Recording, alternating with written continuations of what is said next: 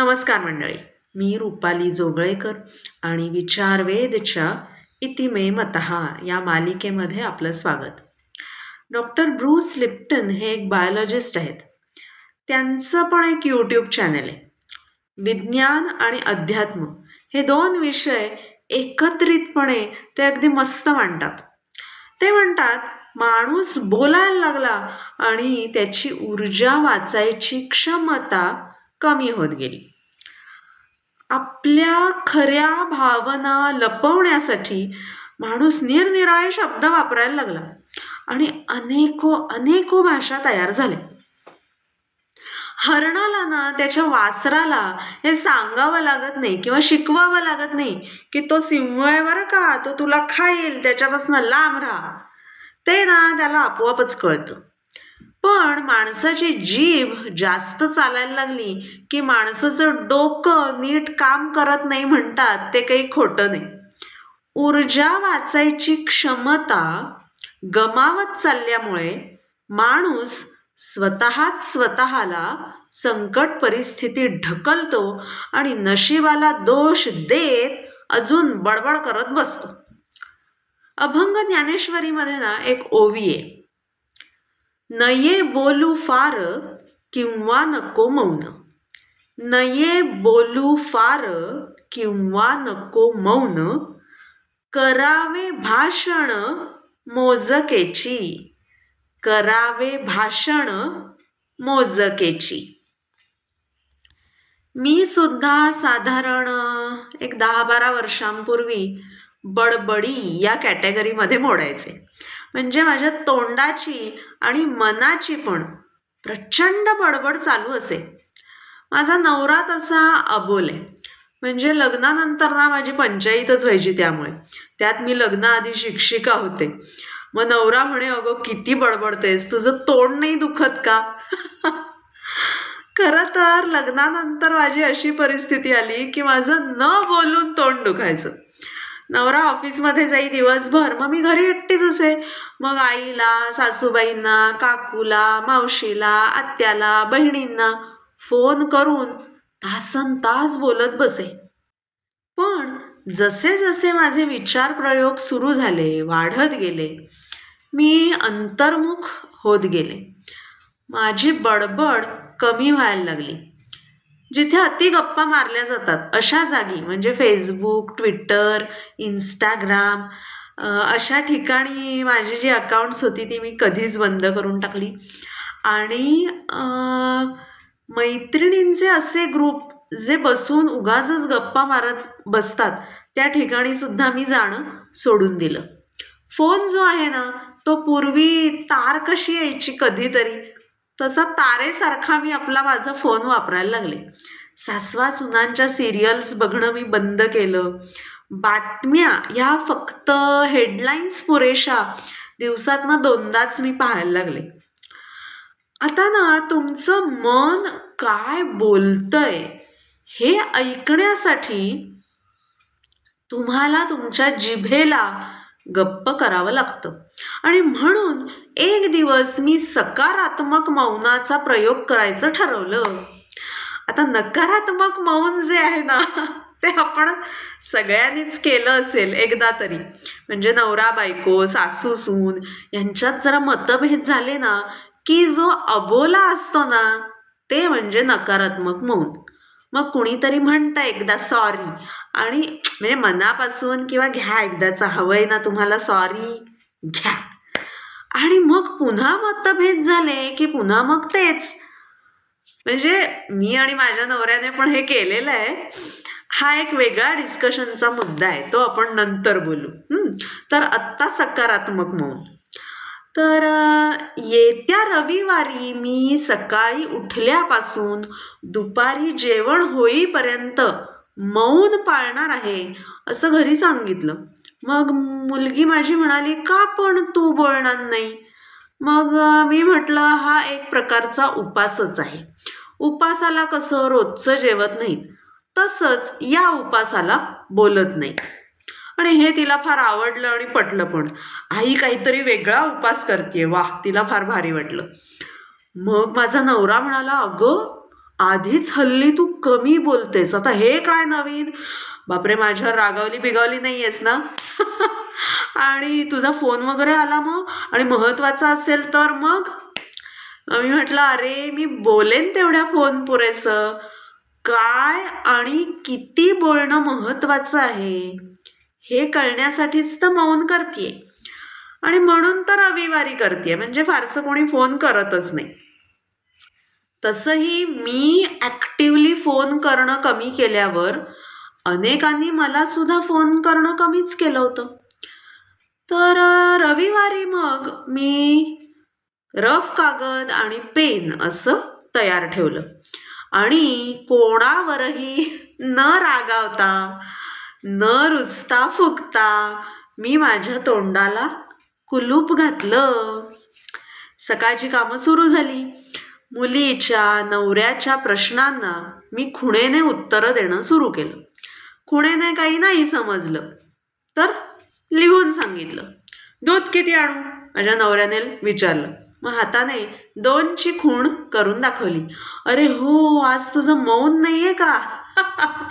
अजून काही आणायचंय का? त्याने विचारलं.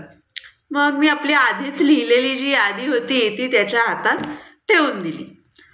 मी बडबड करत नसल्यामुळे घरात शांतता होती. पण ती शांतता ना छान होती. आज आई आपल्याला काही सूचना देणार नाही, त्यामुळे तनया सुद्धा खूप खुश होती आणि स्वतःहून जसं समजेल उमजेल तसं तिची कामं ती आवरायला लागली. स्वतःहून उठली, न रेंगाळता दात घासायला गेली, स्वतःहून न सांगता गादी पांघरून आवरून ठेवलं. आणि नाश्त्याला काय आहे, मी न बोलता कडल्यावरचं झाकण उघडून तिला कांदे पोहे दाखवले. आणि मग ती म्हणाली, आई तू खरंच दुपारचं जेवण होईपर्यंत बोलणार नाहीस का? मी हसून खुणेनेच हो असं म्हटलं. रविवारी माझ्या नवऱ्याला ना त्याचा स्पेशल असा काहीतरी पदार्थ करायची खूप लहर येते. तशी ती त्या दिवशीही आली.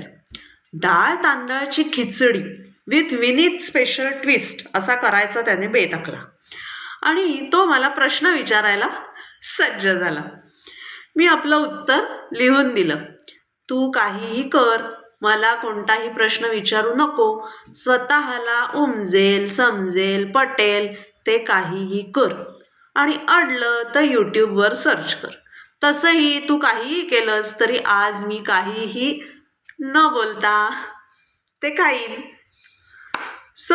झक मार असं म्हणून माझ्या नवऱ्याने खिचडी करायला सुरुवात केली.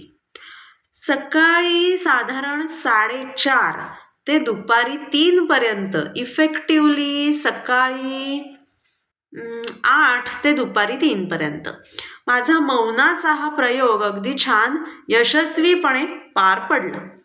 सर्व संवाद खुणांनी आणि लिहून अगदी उत्तम पार पडला. एका प्रकारे साधारण 7-8 तास आम्ही डम शॅरडस खेळलो.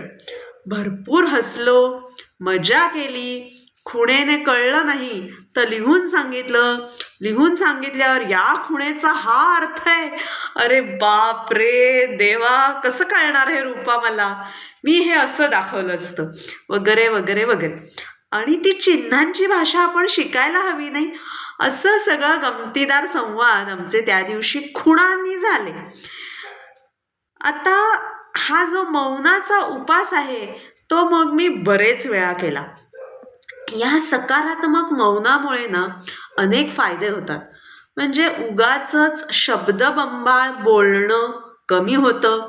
तेच जे बोलणं आपण बडबडत बसलेले असतो तेही कमी होतं. काय बोलणं महत्वाचं आहे आणि काय बोलणं टाळलेलं चांगलं हे कळतं. सूचना लिहून दिल्यामुळे आवश्यक तेवढंच सांगितलं जातं आणि त्यामुळे आपण जास्त फोकस्ड होतो. आपण कधी बोलणं आवश्यक आहे आणि कधी गप्प राहणं आवश्यक आहे याची समज वाढते. आणि बोलण्याची समज वाढली तरी कधी कधी जर अनावश्यक बोललं गेलं, म्हणजे इतरांच्या मते किंवा आपल्या मतेही, तर लाज किंवा अपराधी वाटण्याऐवजी ना आपण बोललेल्या शब्दांची जबाबदारी घ्यायची ताकद येते. दुसऱ्याने आपल्याला समजा काहीतरी टोचेल असं बोललं तरी त्यामुळे माझं मन दुखणं कमी झालं. कारण विचार मी करतेय ना, आणि त्यामुळे माझ्या मनातील भावना ह्या मी करत असलेल्या विचारांमुळे तयार होत आहेत आणि त्या समोरच्या व्यक्तीच्या बोलण्यामुळे होत नाहीयेत. आणि त्यामुळे माझ्या मनात कोणत्याही परिस्थितीमध्ये योग्य भावना ठेवणं ही जबाबदारी माझी आहे हे मला कळलं आणि ती जबाबदारी मी उचलायला लागले.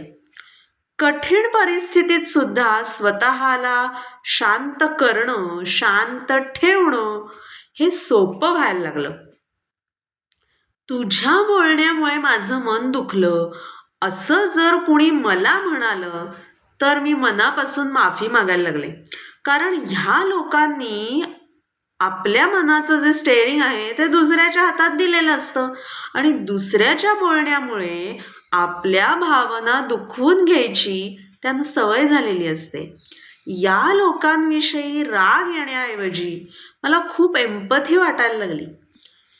या व्यक्तींच्या जागी जाऊन तीच परिस्थिती पाहण्याची ताकद मला मौनामुळे मिळाली. दोन व्यक्तींना मनातल्या मनामध्ये ऊर्जेचा संवाद करत असतात. ह्या ऊर्जा संवादाविषयी माझी जागरूकता खूप वाढली. तो आंतरिक संवाद चांगला होण्यासाठी मी प्रयत्नशील झाले.